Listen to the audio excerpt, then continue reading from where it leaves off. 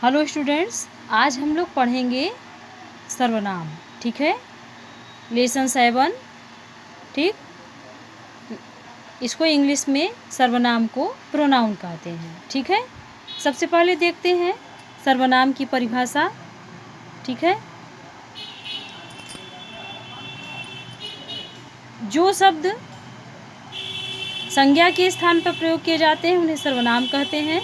इसी कारण इन्हें सबका नाम अर्थात सर्वनाम कहा जाता है। ठीक है, फिर से देखिए, जो शब्द संज्ञा के स्थान पर प्रयोग किए जाते हैं उन्हें सर्वनाम कहते हैं। ठीक, सर्वनाम के भेद, कुल कितने भेद होते हैं इसके? 6 प्रकार के होते हैं। 6 भेद मीन्स प्रकार। ठीक है, तो सबसे पहले देखिए सर्वनाम के भेद। फर्स्ट नंबर पुरुषवाचक सर्वनाम, निश्चयवाचक सर्वनाम, अनिश्चयवाचक सर्वनाम, संबंधवाचक सर्वनाम, प्रश्नवाचक सर्वनाम और निजवाचक सर्वनाम। ठीक है, अब इनके डिफिनीशन को देखते हैं। ठीक है, फर्स्ट नंबर देखिए पुरुषवाचक सर्वनाम। ठीक, जिन सर्वनामों से बोलने वाला अर्थात वक्ता, ठीक है, सुनने वाले अर्थात श्रोता या अन्य व्यक्ति जिसके बारे में बात कर रहे हो का बोध होता है उसे पुरुषवाचक सर्वनाम कहते हैं। ठीक है, जैसे मैं, वह, हम, मुझसे, मेरा, तुम, तुम्हारा, उसको आदि। ठीक है स्टूडेंट्स, इतना समझ में आया? अब नेक्स्ट पेज पे चलते हैं। ठीक है,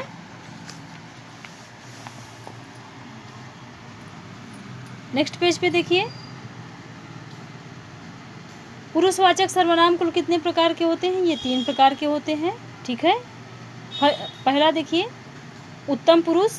जो सर्वनाम बोलने वाले के द्वारा अपने लिए प्रयुक्त किए जाते हैं उन्हें उत्तम पुरुषवाचक सर्वनाम कहते हैं। ठीक है, जैसे मैं, हम, तुम्हारा, मुझे, मेरा, हमें आदि। फिर से देखिए, जैसे मैं, हम, तुम्हारा, मैं, हम, हमारा, मुझे, मेरा, हमें आदि। ठीक है, फर्स्ट नंबर देखिए, मैं कल जयपुर जाऊंगा। ठीक है, मैं कहाँ जाऊंगा? कल जयपुर जाऊंगा। ठीक है, सेकंड नंबर देखिए, हमें बड़ों का आदर करना चाहिए। तो इसमें मैं और हम क्या बता रहा है?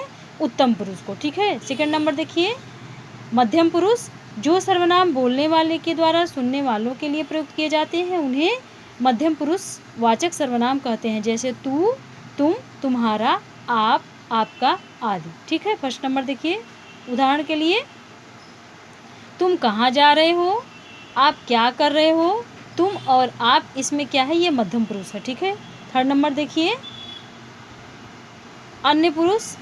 जिस सर्वनाम को बोलने वाला अन्य पुरुष के लिए प्रयुक्त करे उसे अन्य पुरुषवाचक सर्वनाम कहते हैं। जैसे यह, वह, ये, वे, उसे, उसको, उसका, उनको, उनका, उन्होंने आदि। क्लियर हो गया? उदाहरण के लिए देखिए, वह आम खा रहा है। सेकंड नंबर देखिए, उसे केला अच्छा लगता है। ठीक है, तो इसमें वह और उसे, ये दोनों किसकी पहचान करा रहे हैं? अन्य पुरुष का। ठीक है, नेक्स्ट देखिए सेकंड नंबर निश्चयवाचक सर्वनाम। जो सर्वनाम शब्द किसी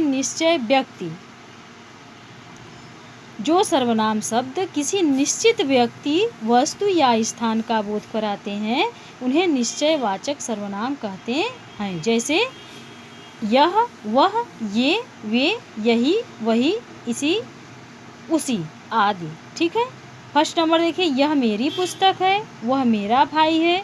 इसी प्रकार से आप कुछ भी बोल सकते हो, यह मेरी कलम है। ठीक है, यह मेरा बैग है। उदाहरण के लिए तो यह और वह, ये किसकी पहचान करा रहे हैं? निश्चयवाचक सर्वनाम की। फिर इसके बाद देखिए थर्ड नंबर अनिश्चयवाचक सर्वनाम। जिस सर्वनाम शब्दों से किसी निश्चित व्यक्ति, वस्तु या स्थान का बोध न हो, ठीक है, उन्हें अनिश्चयवाचक सर्वनाम कहते हैं। जैसे कोई, कुछ, किसी, किन्हीं आदि। जैसे कुछ खा सकते हो अच्छा, कुछ खा सकते तो अच्छा रहता। फिर से देखिए, कुछ खा सकते तो अच्छा रहता। कोई बाहर खड़ा, यानी पता नहीं है कि कौन बाहर खड़ा है। ठीक है, तो ये अनिश्चित है, इसलिए अनिश्चयवाचक सर्वनाम हो गया।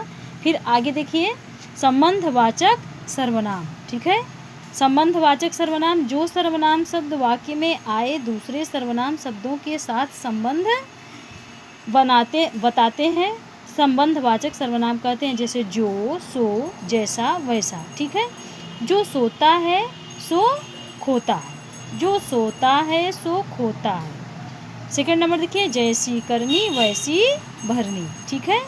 यानी कि ये यहाँ पर बता दिया गया कि जो, सो, जैसा, वैसा ये संबंधवाचक सर्वनाम की पहचान है। ठीक है। फिफ्थ नंबर देखिए, प्रश्नवाचक सर्वनाम, यानी जैसा कि इसके नाम से ही क्लियर हो जा रहा है कि प्रश्न यदि लगा हुआ है तो वो प्रश्नवाचक सर्वनाम होगा। ठीक।